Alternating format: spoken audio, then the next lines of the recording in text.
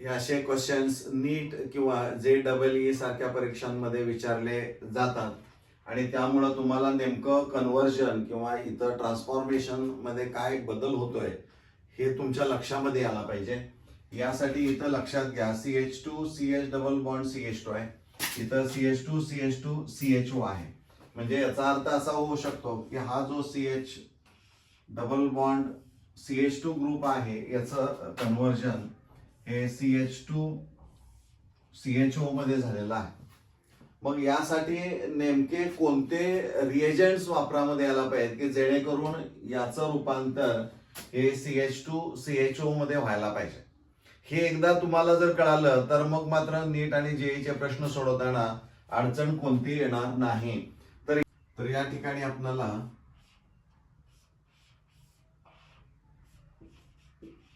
CH2 CH double bond CH2 पहिल्यांदा आपल्याला वापरावं लागेल BH3 borane in presence of THF tetrahydrofuran as a solvent.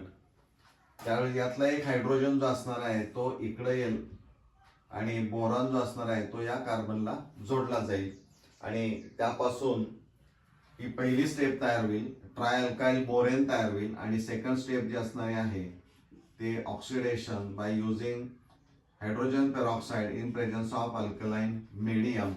Then this total group is converted into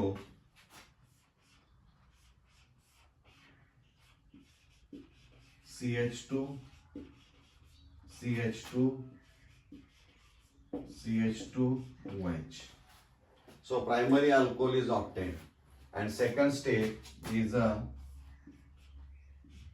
carried out by using PCC, that is pyridinium chlorochromate.